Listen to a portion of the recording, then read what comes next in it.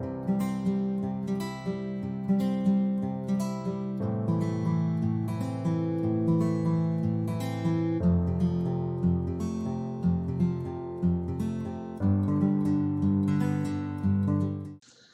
everyone, welcome to GM Chess channel. In this part 2 video of the Queen's Gambit decline variation, we'll discuss the Exchange QGD as well as the Bishop F4 setup. Both these lines that white players play are considered as the critical setups against the QGD, and if you are a Queen's Gambit decline player as black, you should definitely pay attention to this. So D4, D5, C4, E6 and C3.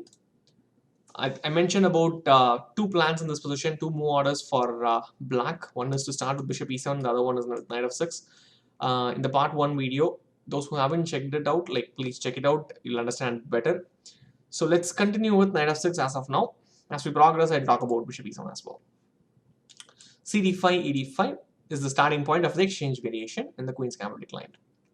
Bishop g5, and here both c6 and bishop e7, I think different move orders are played, but nevertheless they are all the same. They all transpose to one another.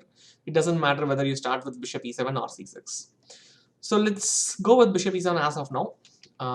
E3 castle, bishop d3, and bd7. And here again white is left with this choice between knight e2 and knight f3. Knight e2 is a plan which is pretty unpleasant if you don't know how to handle it. As you can see, the idea is to start with f3 e4, the central expansion, and if black is not ready, usually this feels extremely unpleasant for black.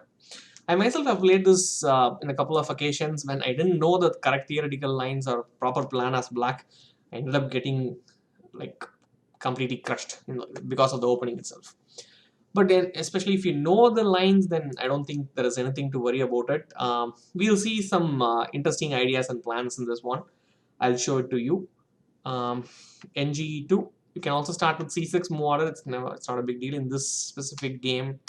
I think the black player delayed C6 a little bit, but nevertheless they reach this position. Now, as I said, F3 E4 is the plan that white wants to play. Now, one of the simplest way to meet with this F3 E4 plan is to start with bishop E6 and final preparatory move before rook A, before white starts out with E4. It's rook A1. Maybe one more move, I think king H1 before he starts with E4.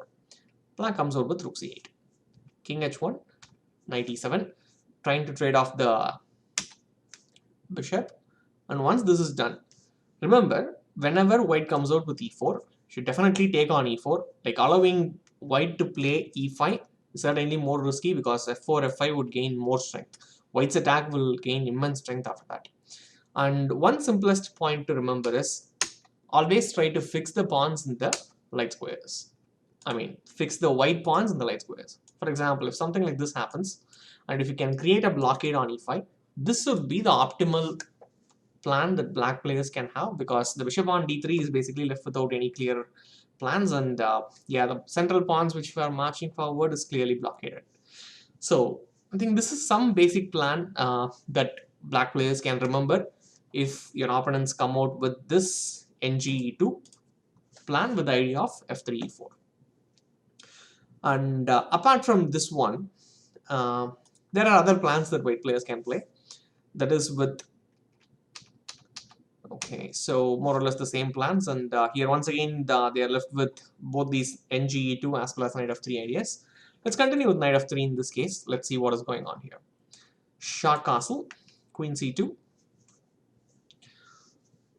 rook e8, and knight f8. We reach the same position as black against NE2 and NF3 plans as well. And in this case, after H3, now whenever white develops the knight to E2, he goes for F3 E4 plan, and whenever white develops the knight to F3, they go for the natural plan with rook B1, B4, which is called as the minority attack plan. In this Carlsbad structure, once the CD5, ED5 is played, so this becomes the Carlsbad structure, and in this one, both these plans are very important for white players. And black should know how to deal with these two, one in the exchange variation mainly. One of the oldest plans in this line is to go with G6 followed by NE6 followed by ng7, and finally preparing for bishop f5. And in this one, it's very clearly understandable that black gains a lot because of this exchange. If this light squared bishop gets traded off, this certainly favors the black side. Black takes so much pain to eliminate this bishop. I'll also show one more idea that white players, when they don't play properly, they get to trade off this very easily. We'll see that next. This is one plan with knight f8, knight e6. This is one of the oldest plans. And there are other plans like getting ready to meet b5 with b4 with b5 and getting ready for nb6 and c4. This is another way to go. So check out these plans if you want to meet the minority attack plan. These are like some of the old ideas. And in the recent years, what black players started doing was something much more simpler. After knight ge2 or knight f3, doesn't matter. They started going with h6 with the idea of knight h5. After bishop e7, queen e7. And okay, in many cases, like white also doesn't commit it. So queen c2 first. He's not really showing up where exactly he wants to castle. And in my opinion, like the simplest way to remember is if white goes short castle, black should also castle short.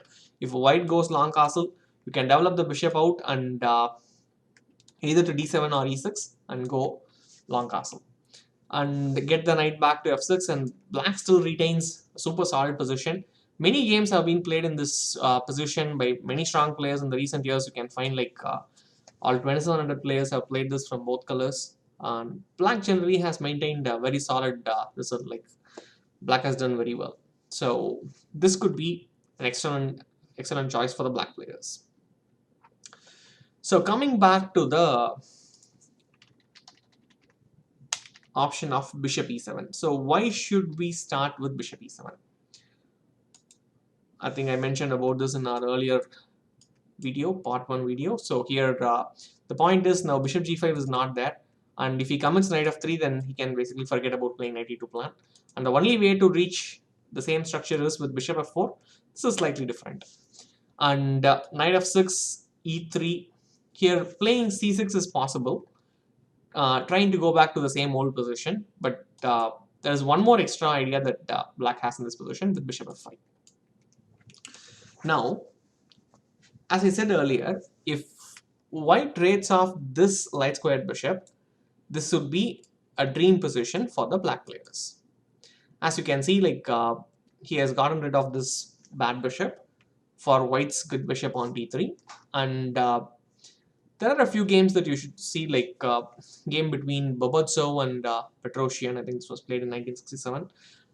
Those games clearly show how black players should continue in these kind of structures. They end up trading off this bishop as well in a few moves, and eventually black manages to get one of the knights on d6, stopping all black's queenside expansion plans, and black eventually launches an attack on the king side with f5, g5 and stuff. So bishop d3 is usually considered inferior for the white player, and obviously if black can achieve that, that would be excellent.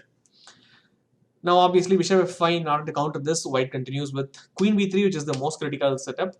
And here black goes out for the most aggressive line with nc6. And here queen b7 is met with knight b4, and the line gets a little messy with ideas like bishop b5, king f8 and stuff. Those who want to go aggressive can definitely check this line. This is definitely worth it. Apparently black has done quite reasonably well. Like it's not a bad line for black.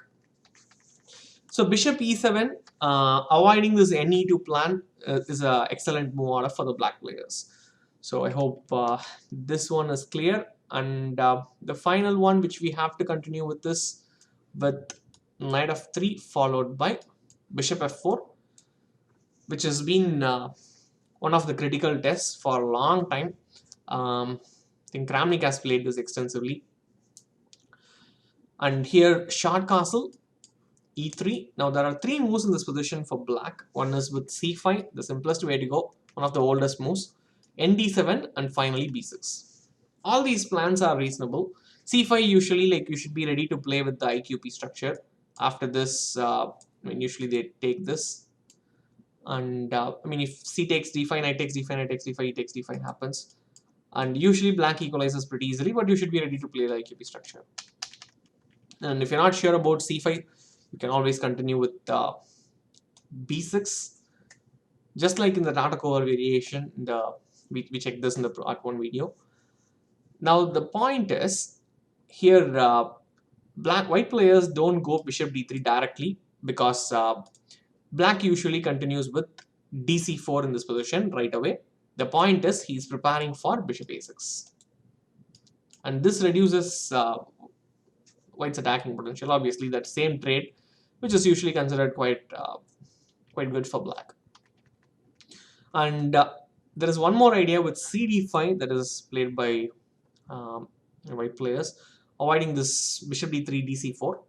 And here black comes out with knight d5, knight d5, queen d5, not fearing the bishop into c7 move.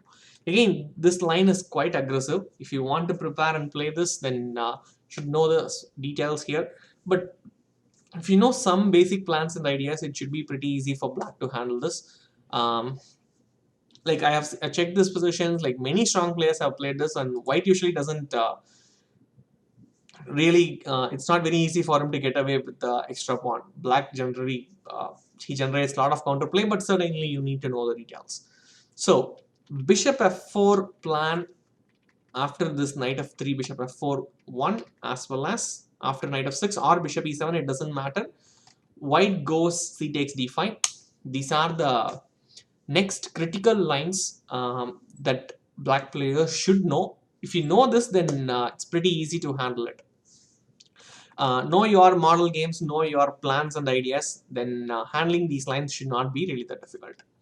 And in the Part-3 video, I'll cover all the side lines. I mean, I don't think there is much. Some basic side lines and some basic ideas. I'll talk about that as well.